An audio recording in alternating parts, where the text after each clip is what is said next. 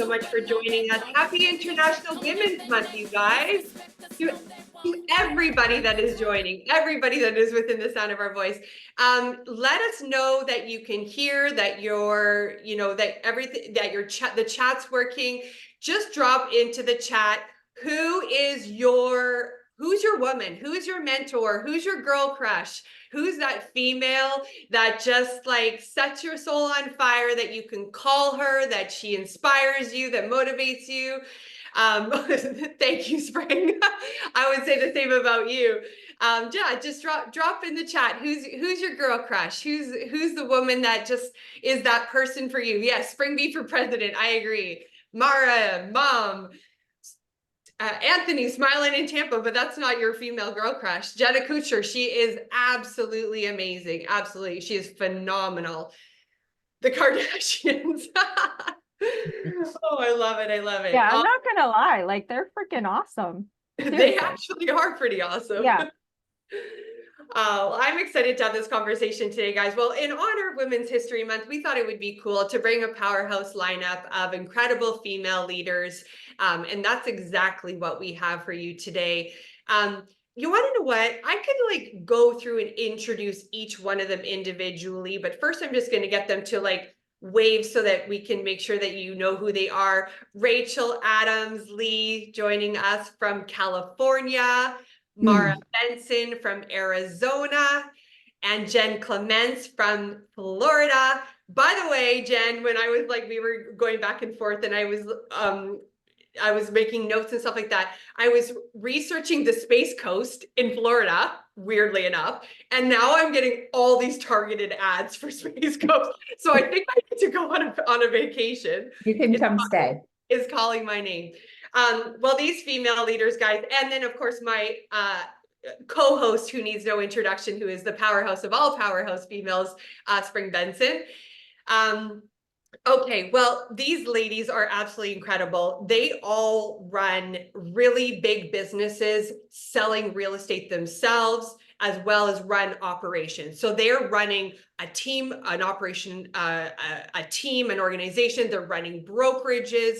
They're running massive impact in their communities with their agents. And so I'm so excited to hear from them today and just to get their voice and their perspective on just women in real estate. I think that that's simply the way to put it. So I think let's get started on a topic that, and before we do, two things I want to ask. Number one, I want to just make sure that you know you can ask questions at any point. So please just drop in the chat. Spring and I will keep an eye on it. If you have a question that you want to ask these ladies as we get going, or you want them to expand on something, please drop that into the chat at any point, or unmute yourself or put your hand up, whatever you'd like to do.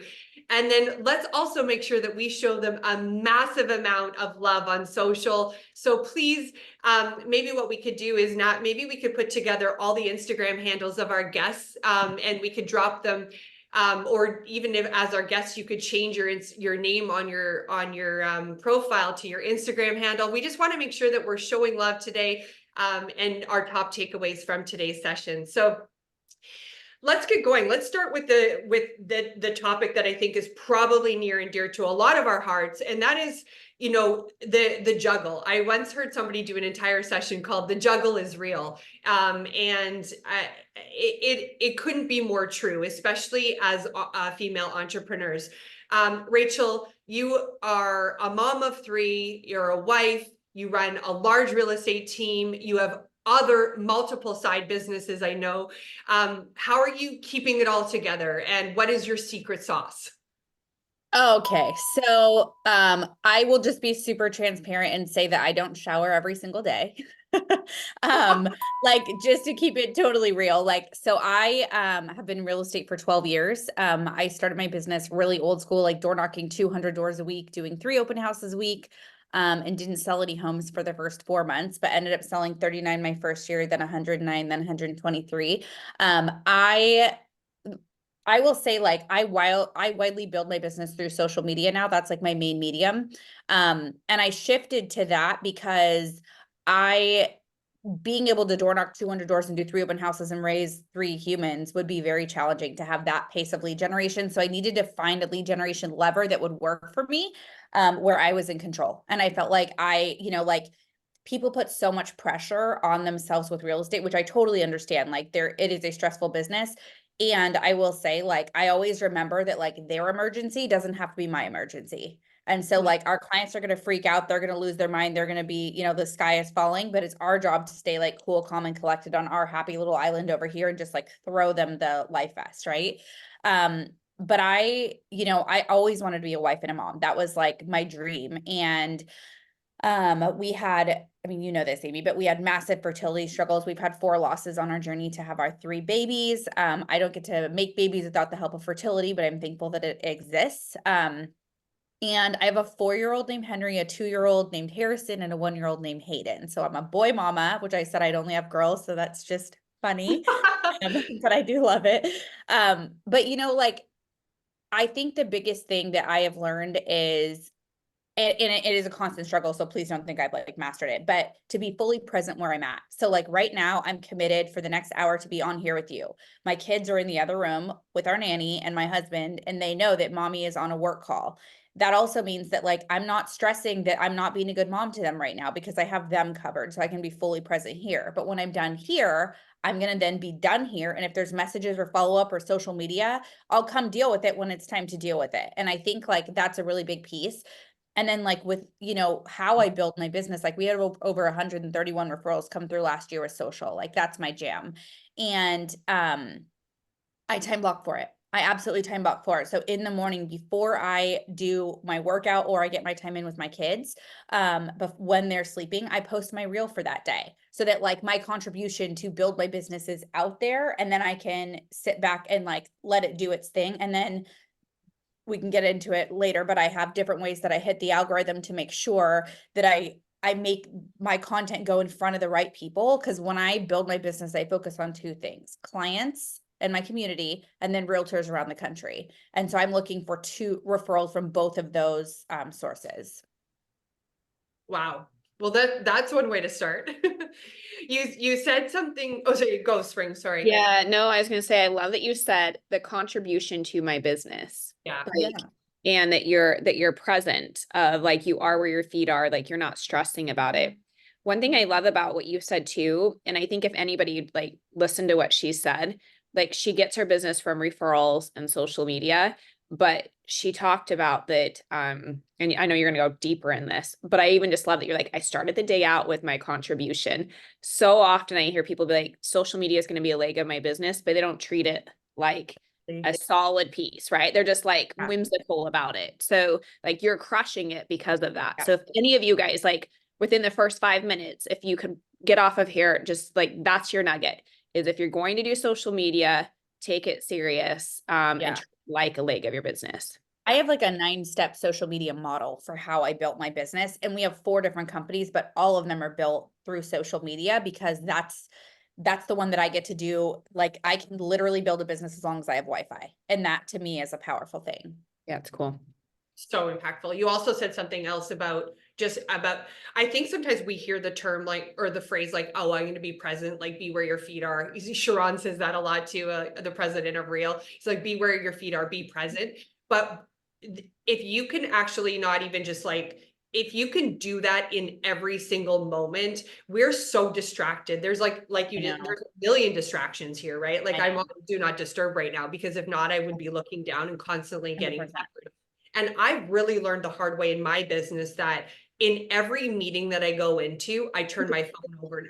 So that I am because I realized that I was starting to waste so much time having to have follow-up conversations and follow-up meetings because I wasn't present and in that moment. And I don't even just mean like, a lot of times we say like, oh, be present, be where your feet are when you're with your family, like, shut out the distractions. But even when you're in your business, like be present in your business. If you're going to come on this Zoom today, put your phone on the side and actually learn something today and then go apply it. Like or we go to meetings, we go with our operations team, or we go with our marketing team, or we're sitting with our clients and we're distracted, where then we just have to do all this and extra follow-up work afterwards. And it just takes that much more time. It's more cumbersome. But anyways, I love that you said that. Mara, I know that your situation is a little different. Your kids are older, but you're still like a very, very active, and present mom, Yeah. grandmother. Like, doesn't Yeah. she's You're still a hot to be a grandma. grandmother. Seriously, you're a grandma. You're hot. You're a Yeah, I babe, am. We total had a babe. baby Yeah. 4 months ago. Yeah. I was gonna tag on what Rachel said. So I got into real estate in '03, and it's funny how times have changed. We went from carbon copy forms. We used fax machines. We hand delivered offers. I don't even think we had email at the time. And so over these 20 plus years, it's our what we do is similar to get business, but things have changed to make it easier. And I think that's one of the biggest battles that, depending on your age, you fight, is change or adapting. And the last, watching all the markets, the housing bubbles, we've had multiple surges of purchases and short sales, REOs, like all that stuff, like that comes and goes. But if you don't adjust your mindset and how you're doing business and who you're marketing to, you're not going to be here. You're not going to be here in 5 years. You're not going to be here in 10 years. And I think that's super important. And I gotta say, the adult kids, I think, are worse than the toddlers. So I got into real estate and my children were 3 and 4. And the one thing I loved about it was the flexibility that we can work wherever and still do real estate, whether you're with a sick family member or traveling with your children or family trips or whatever you're doing. It's it it's the flexibility, and I love that. And the new marketing tools and resources have made it even more possible. And real estate doesn't know the sex, it doesn't know your gender, it doesn't know your skin color, right? So anyone can be successful if you work hard at it, work smart and hard. In our mind, that's what holds us back, honestly. There's no limit to what you can do in real estate and what you can make and where you can go. It's all on you at the end of the day. And that was one of the things I got into real estate, because I was competing in a sales market against, no pun intended, but all the men. And being a working mom, we have to get home to pick up our children or drive around, and you're grocery shopping and you're doing what you can. And when you get into real estate, I mean, I didn't have a nanny. I don't have a house cleaner. I didn't, we're doing all this on our own, plus working. And that's just something different. It's not that the men are asked, hey, can you go grocery shopping? Can you go pick up the kids? No, in a normal business market, the men are out at happy hours, they're out golfing, they're out networking, so their businesses can escalate. And I got completely frustrated. So that is one thing that females are successful at in real estate, is it's a relationship. We care, we have empathy, we listen, we nurture. You nurture those relationships, you nurture these people that you work with. And I believe that's why women can be successful in real estate, so. I like that. Sorry, I went off on a tangent, Oh, but no, don't And apologize. let me tell you, the adult children, I'm learning right now is boundaries. Like, seriously, boundaries for me, boundaries for them. I honestly feel like the younger children are easier. We schooled our children at home online. And this is way before COVID, guys. Like, my kids are 24, 25 now. So it was teaching them how to do their business at home in their own offices, right? And we always said it was teamwork, and mommy's working to pay for this, or mommy's working to do this. And I brought them along, and I've always taught agents that. I always went into like the coaching type position. And now the adult children, it's still, hey, mom, can you do this? Can you take care of our dogs? Can you do this? And I'm like, hey, guys. So This is I don't, good. yeah, take care of the baby. And I love them. I'm appreciative, but it's like, hey, guys, you got to respect my time a little bit too. So, it's life's always changing. And again, you try to adapt, but Well, yeah, let's shift the conversation to talking about being in production. So Jen, I know you're in production. Rachel, you're in production. Mara, I can't actually remember. Yeah, I think you are. Are Yeah. you? Yeah, all of I you. produce. Yeah. Yeah. So running large teams in production. Jen, you're an active agent. Talk about like your perspective on, I loved what you said about competition versus like creating opportunity for, you know, for your team or your brokerage. So do you want to dive into that? Like why you've made the decision to be in production, how you're helping how you're restricting not being in competition with your agents, but feeding opportunity and things like that. Yes, it's all like the first and foremost part of why I'm still in production is because I absolutely love it.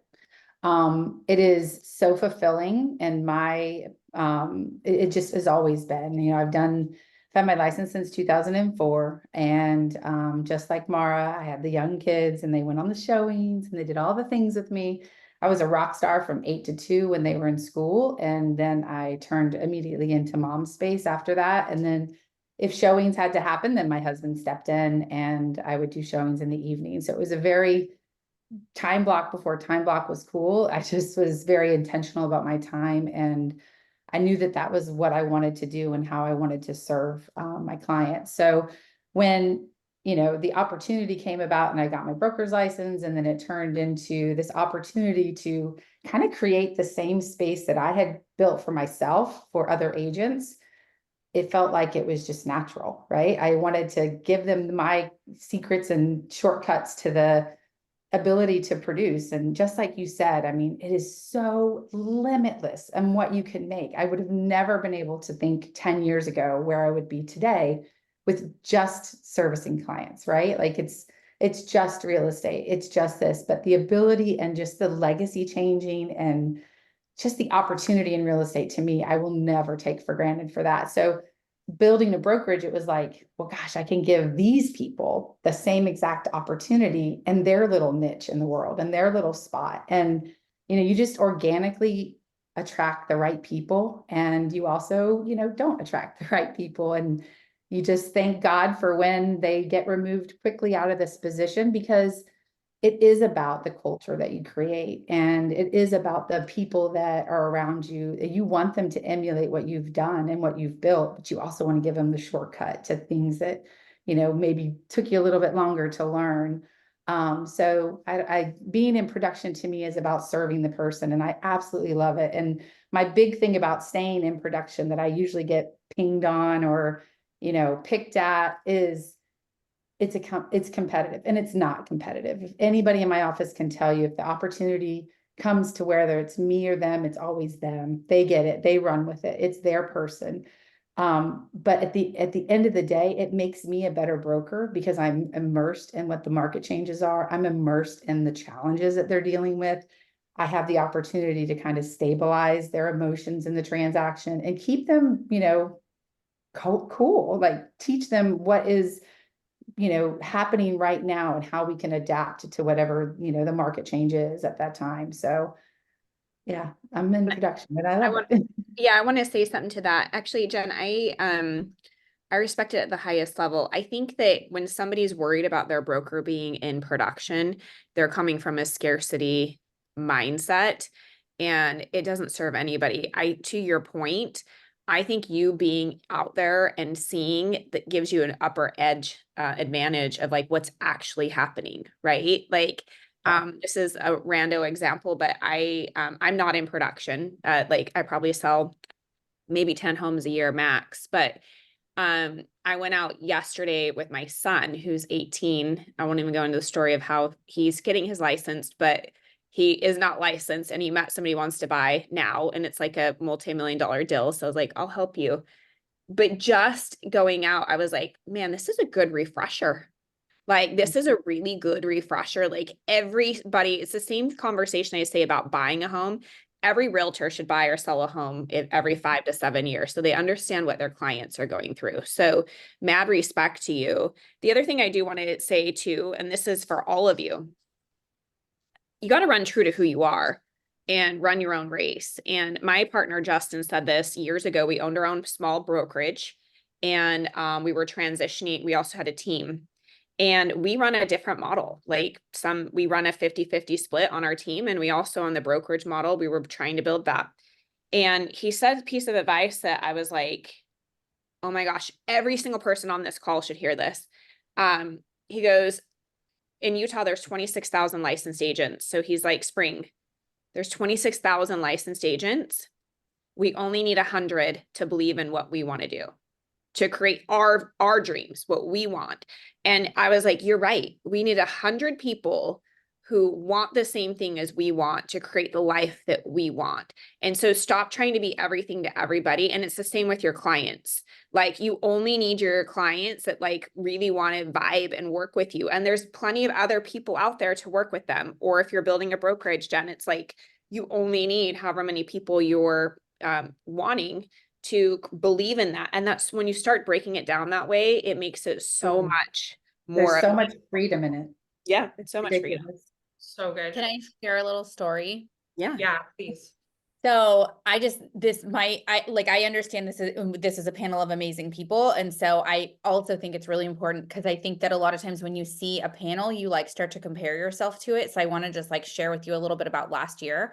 I thought about shutting down my team last year. Last year was my hardest year in real estate that I've had since I got in the business. I don't know if anyone watching this felt that way. But it kicked my butt. And I really took a step back, and I talked to my husband. I was like, what if we just focus on our coaching company? Like, I am so disenchanted with the industry right now. I had 4 agents on my team, and they were really good people. The thing is, you guys, I stopped showing up like a leader. I had 3 kids in 4 years, and life was crazy, and coaching is, very lucrative, and it's super fun. And I love helping people build their businesses. And I'm like, I just want to help everybody build social media. Like, that's so fun. And then I realized, like, I get so many referrals from social media, I'd be doing a disservice to my business. And I committed to those 4 agents. And so instead of shutting it down, I decided to dig in. And in the end of October, we had 4 agents, and January 2nd, we had 17 agents on the team. So I decided that I was going to recommit to my business, but that also meant me recommitting to like how I shut up. So I literally remembered, like, in the very beginning of real estate, I had to shift it all over. So I was like, okay, what are my office hours going to be? Because I got really lax going into the office because of COVID and pandemic. And I was like, what can I commit to show up and schedule my life, my kids, my work, everything around that. So I'm in the office every Tuesday and every Thursday and the 2nd and 4th Wednesday of every month, because that's team meeting. I committed to, I've always recruited for I've always lead generated for buyers and sellers. Then I was like, I'm going to lead generate for buyers, sellers, and agents. Like, I'm around all these incredible agents all the time. Why am I not helping them build their business and bring them into our world? And then I got super clear on my lead generation, because I believe that your business needs to be like the legs of a chair. And if you have a super strong chair with like 4 strong legs holding it up, what's that foundation going to be? Because you cannot just build a business based on your database. The people who if you want to grow, who like you, who love you, who want to refer business to you, you have to have other things, other fresh, new eyes coming in. So we have I have social media, obviously, is a huge my business. Then we have our database. Then we have door knocking and open houses. That goes in one, because we door knock and circle prospect around it.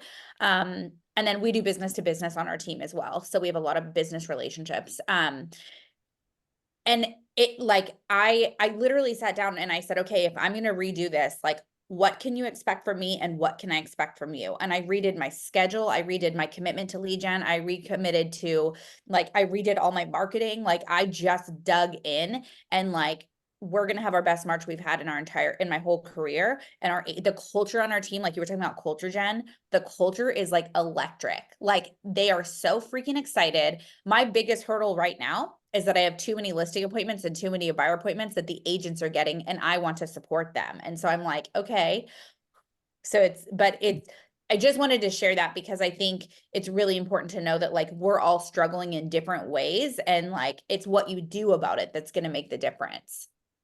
I think it's important to remember that it's okay. I love what you said, Spring, run your own race. And if you're listening to Rachel, or you're listening to any of these ladies, and you're and it wells up comparison, or, oh, I don't know if that resonates with me, or that does resonate with me. It's okay to pivot. It's okay to adjust.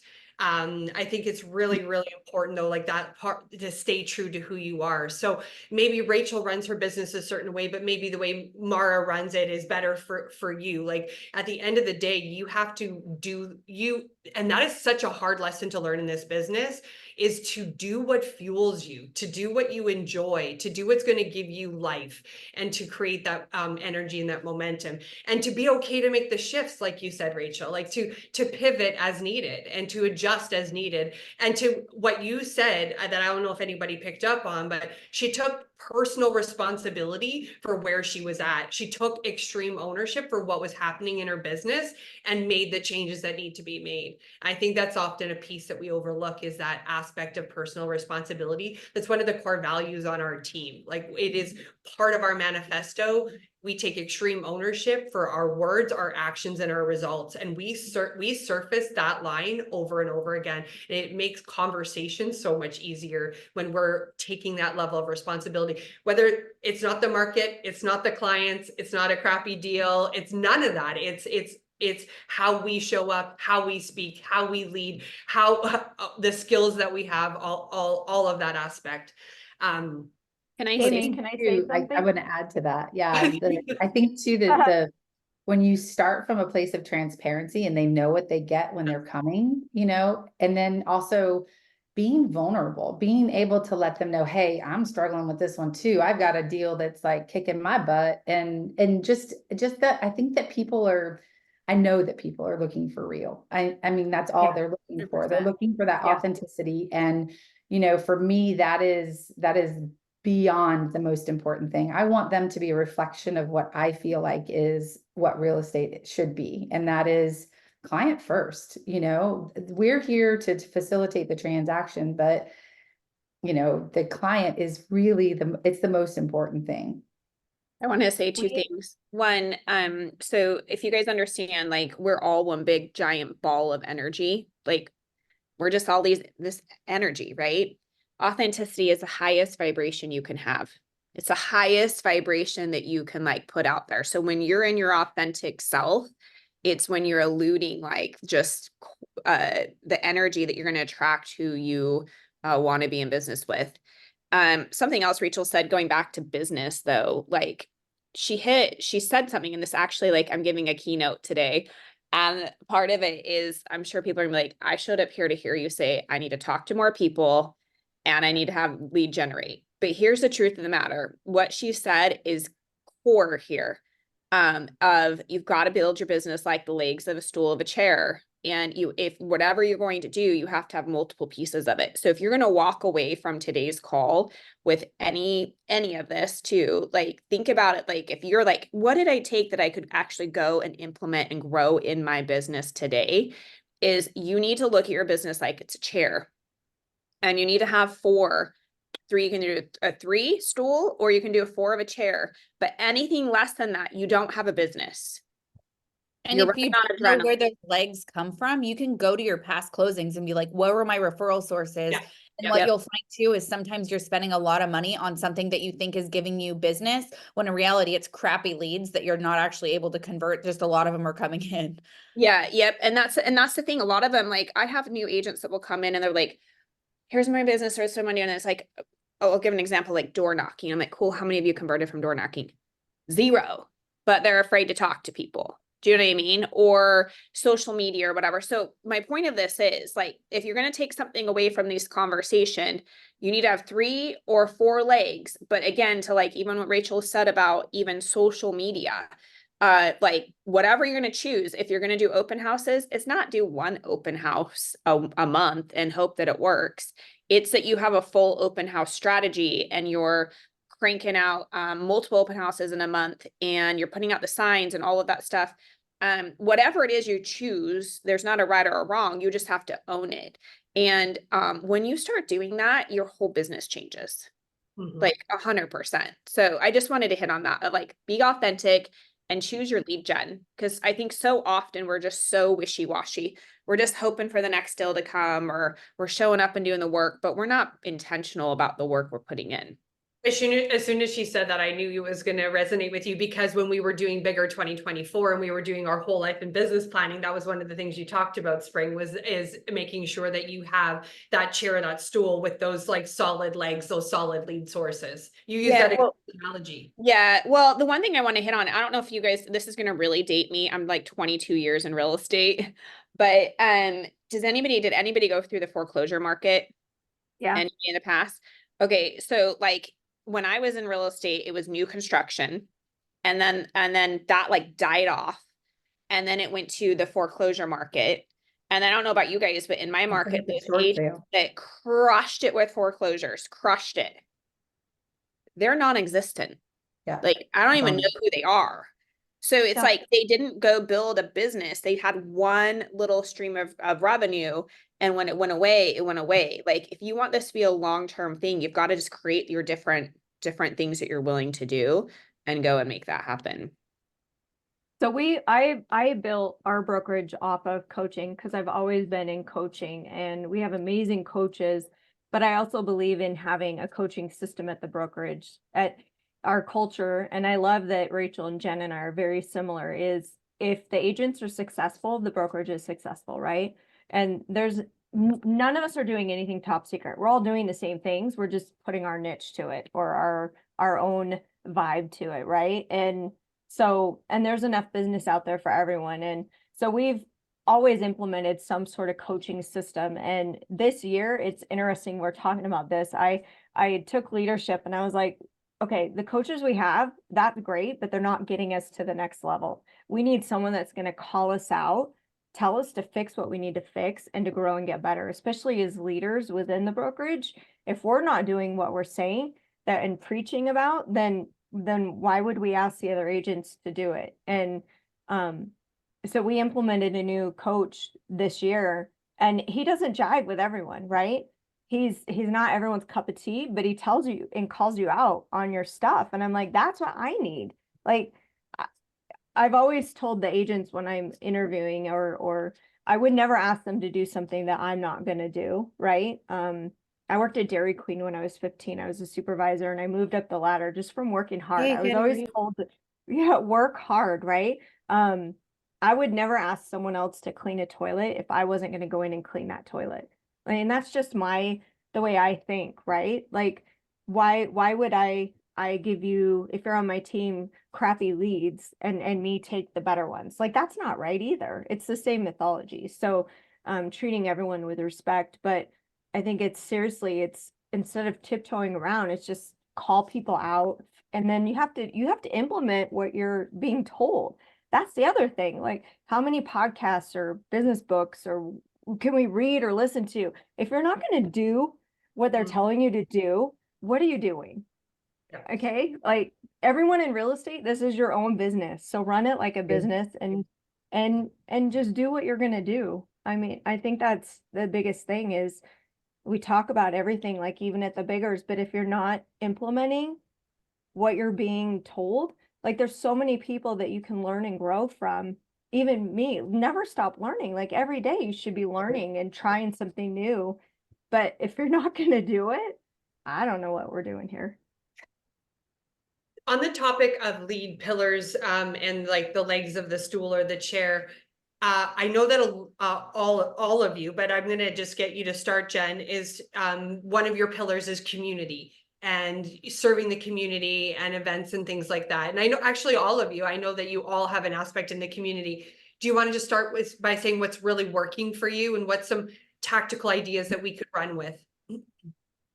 We have one that just is the greatest like soul giving event, and that's our pie party. And essentially it's turned into a really cool event where it is invite only. That is specific to our agents, to our clients. But then it's morphed into our Mother's Day event, which is open to everyone. And we essentially just buy a bunch of flowers and we set them out, and then the moms come and make their own bouquets. And it's, a Friday morning before Mother's Day. And it is just amazing for them to come in, be creative, make their own little bouquet and get out of there. I think I can do it for less than $5,000. And I would say we have 200 to 300 moms come, and it's just something that's super special. And now we're doing a Father's Day kind of cornhole event where it's open and it's beer and brats. And now we have a new property that's really servicing that space. So it really is about just opening your doors and letting people know that you're here, not just because they're buying something or they're selling something, that you're here. We've had the new building that we have now opened up to like meetings and just kind of sharing what we have. I'm a big giver. I want everybody to have what I have, and it comes from my heart. It's not because I'm, just thinking that I'm going to get something in return. I genuinely want people to be able to feel like they belong in that space. And so those are our big ones. Our Mother's Day and our pie party have been real pillars for what's going on. And then we're adding as we go with some, more consistent buyer events, consistent seller build events that are all open to the public for them to come and enjoy.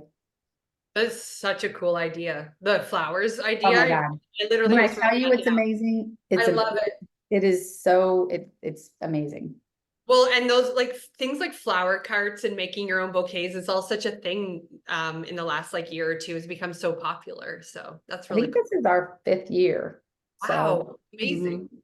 I I'm love gonna that. do that. I'm gonna do that, Jen. Like we all know, if you follow me, I love flowers, hence my name is Spring. So that's Yeah. my next thing. it seriously is, it's just one of those things where you go buy just some string and some fun tissue paper and some brown paper, and you set them in big white gallon buckets, Cool. and they come Yeah. and they pick their own. It's so easy. I was just doing like the math right now. So we bought a space for our team and we're in the renovation process right now. And I'm like, could it be done by Mother's Day so I could roll this event out? But probably not, but it'll have to be 2025, but I'm definitely okay. doing that. I love it. What about you, Mara? I know that community is a big aspect Oh, of what you do. Yeah. It's a big one. I believe that your time is more valuable than anything, and time is something you can't get back, right? So focus on where you should be spending your time. And we do a ton of service projects at a brokerage level and then the agents individually. And I love showcasing them, from Salvation Army ringing the bell to sitting on boards, to foster children, to the pets, to if we can do fundraisers and just giving charitable items. We fed families last year at Thanksgiving. In fact, I think that's our 3rd year doing it. We team up with different local nonprofits, and we have agents that sit on city boards, school boards, and it's giving back and building that relationship. And I know it's not like a fast growing, but look, real estate, our business is the most flexible. So find a nonprofit, find your community, and start serving on something.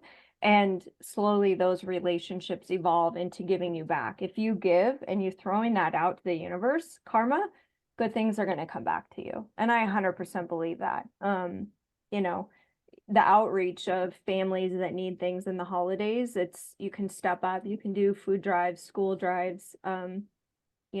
It's just try to take it to a different level of it's also marketing, and I tell the agents that. Or how are you market? I was just going to ask you that. How are you marketing it without looking like, look at us, look what Bliss Realty is doing. And I think if you go from that mindset, Go ahead.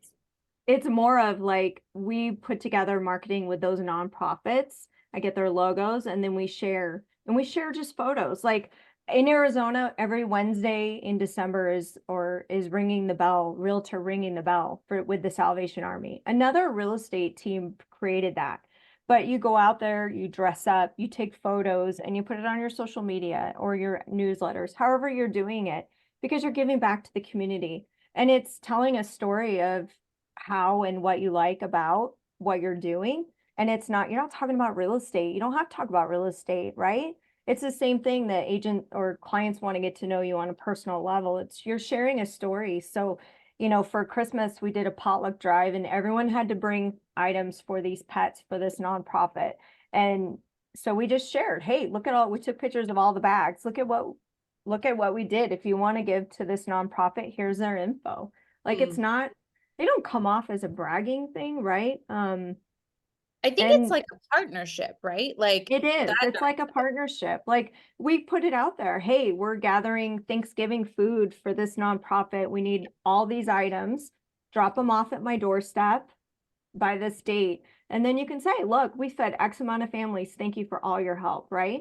Because I think that comes from authenticity, right? Like if you're authentic about it, then the people that are going to misinterpret it as bragging or Yeah. look at me, then they're Yeah. They're not your people. Well, They're not your people. They don't know And- you. yeah, and let's just I don't care. let's just call it what it is. Like, we're all in the self-promotion business. Totally. Like that, I mean, that's how we get our business. Like, people Yeah. don't Yep. buy homes. Like, they buy homes, but like they don't use Jen or Rachel or Amy or Mara like to tell them what house to buy. They buy them because they like their knowledge and their service. And so, like, the end of the day, we are the product, like you are the product. So, like, who cares if it's shameless self-promotion? Like, put that shit out there because you are Yeah. doing something cool, like, And I don't care so- what people think in a yeah, way. yeah. So I just want to challenge that thought process of like the ones that play small because they care what other people think, like, are the ones that won't ever go to that next level. So you do you. I'll cheer you on. I'll cheer you on. Let's go. So I'm Mhm. known as the mimosa realtor in my town because Ooh. I got super over lead generation. This is like 3 years in, and I was like, I don't want to make another freaking call. Like, I'm so over it. And I was like, what could I do that would be fun? And so I reached out to my girlfriend that had a local moms group, and I was like, hey, can I throw an event for your moms group? She's like, nobody wants a home buying seminar. And I was like, it's not a home buying seminar. It's going to be called Mommies and Mimosas and Kids and Crafts, which we've since trademarked it. That's But insane. she had the group. So I was like, can I go in your group? She's like, no, you're not a mom. I was like, whatever. I was like, but I made the marketing piece, and it was Mommies and Mimosas, and we held it at her house, and it was a 3-hour event.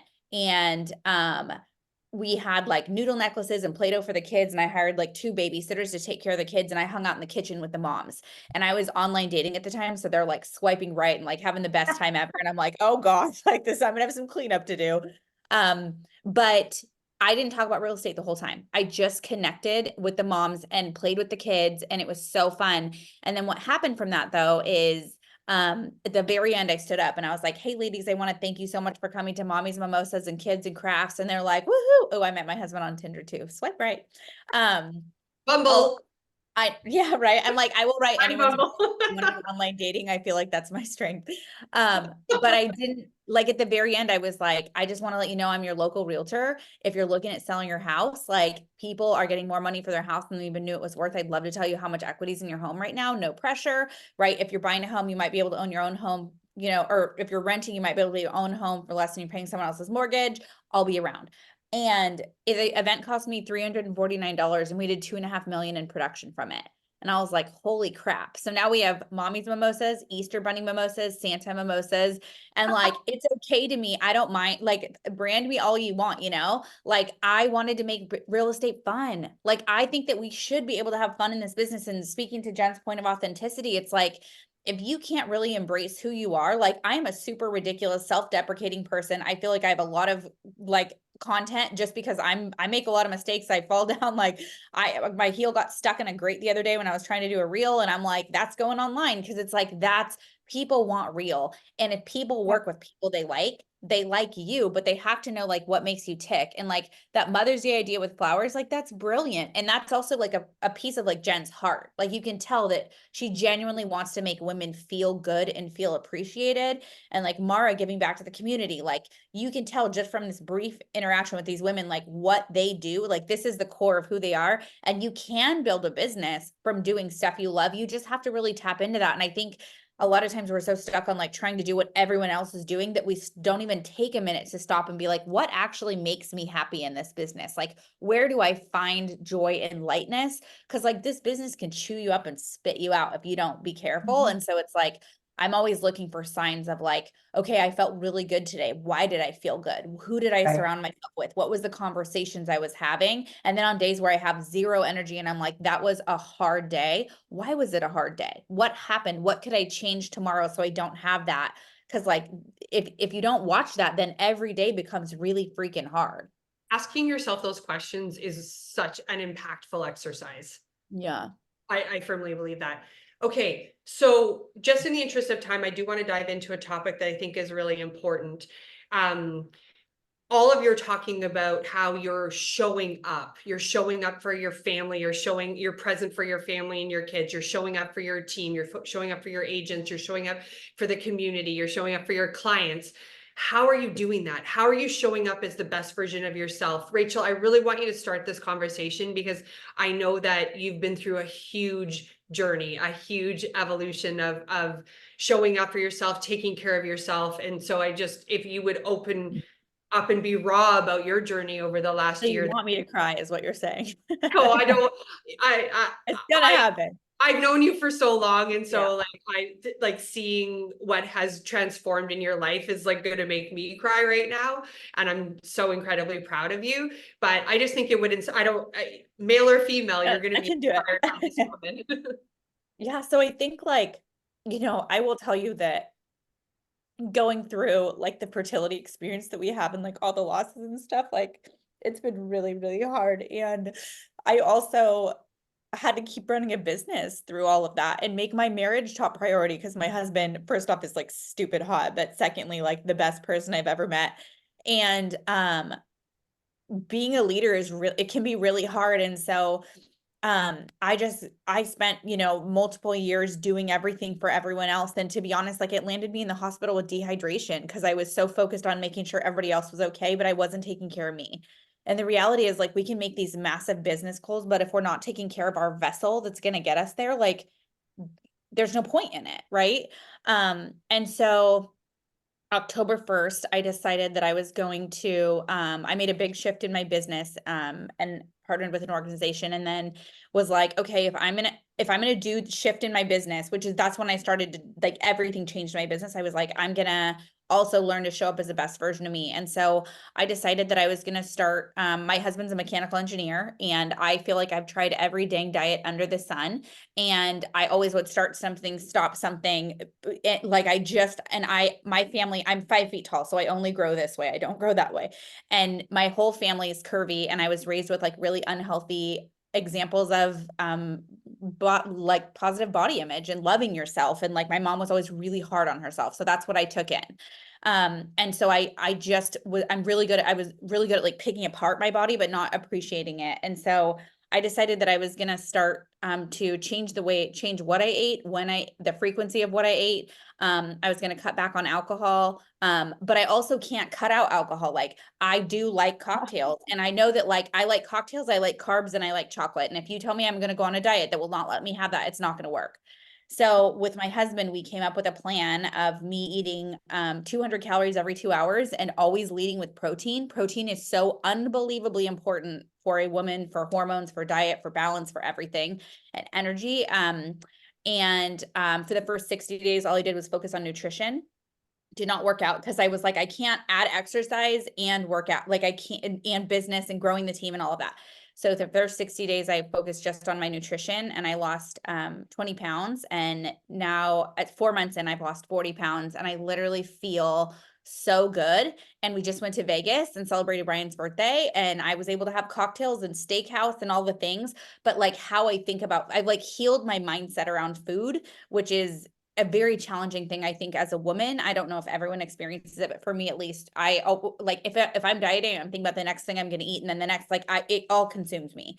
And so this is the first time I'm going to be 40 this year, and I feel like free, and I feel in charge. And I hydrate my body with water, and like we created a program about it because I can't not create a business when I do something that worked. I'm like, let me share it with everybody. So it's now called the Fit Fam Plan, and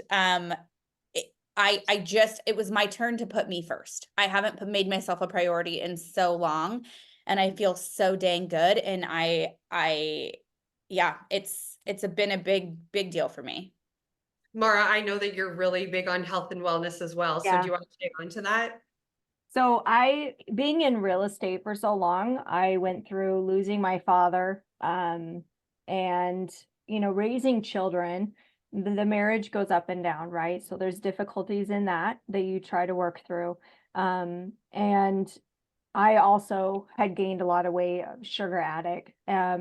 I was raised a certain way, spiritually. So taking care of me with my children moving out, my shift, I started getting into Reiki and changing the energy, and I have endometriosis and melanoma. So changing how I eat is super important, which comes back to I have to say this, and I just had COVID this week, but I think it's my fourth time, but COVID got me back into hiking again and being out in nature and learning to paddleboard and changing my spirituality and focusing and learning to love me.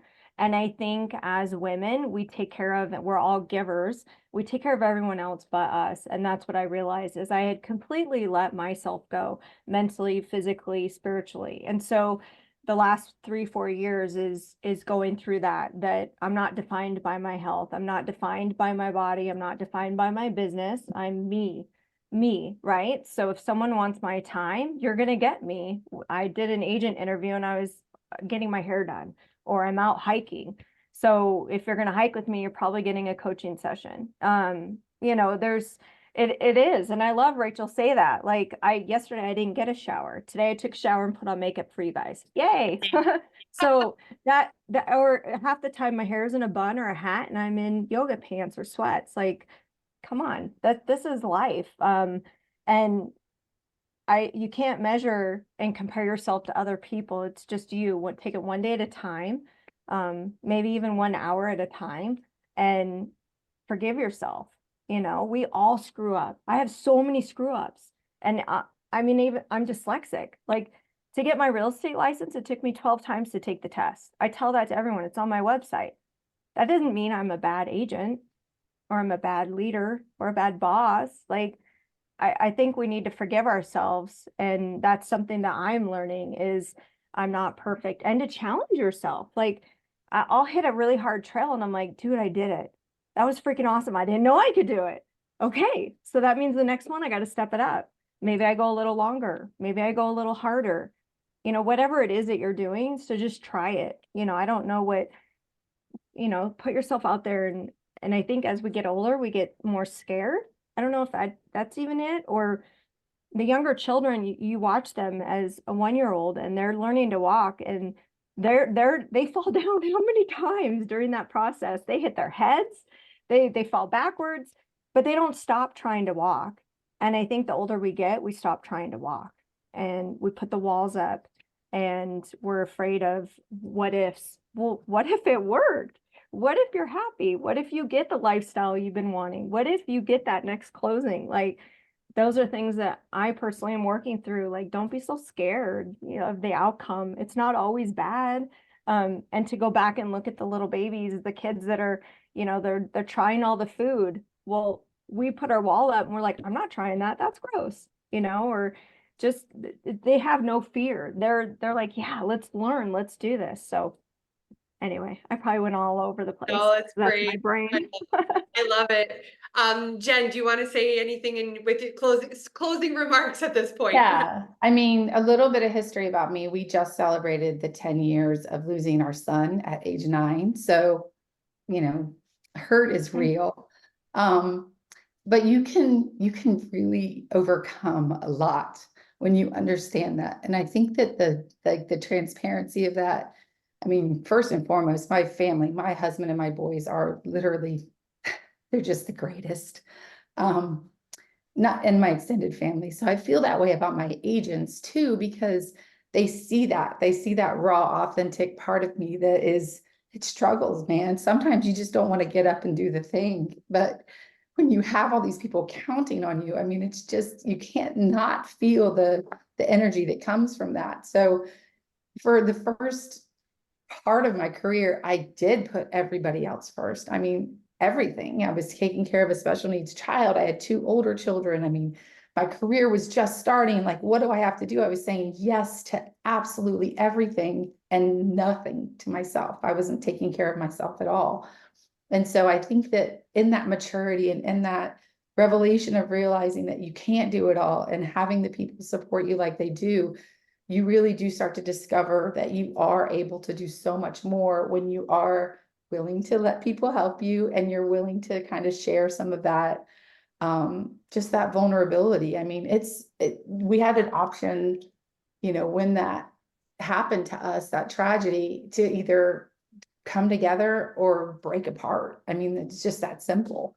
And it's just as much my business as it is my husband's and my children's, and I want to create a legacy that they want to be a part of. And that to me is just, there's not a dollar on the planet that can touch that. So for me, it's about now discovering, because I just turned 50, that it is about taking care of myself, because I can't do more if I'm not taking care of me. And, you know, I don't know. It's an everyday thing. There's not a script that's perfect, but if you get up and you show up and you treat people the way you want to be treated, it really does just fall into place. It just does.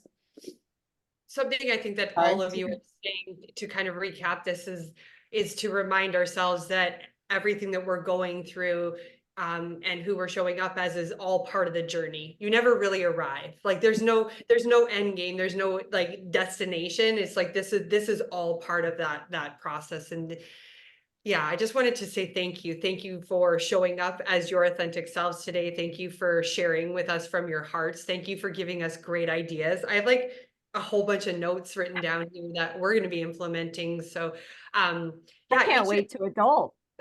You what? I said, I can't wait to adult. Yeah.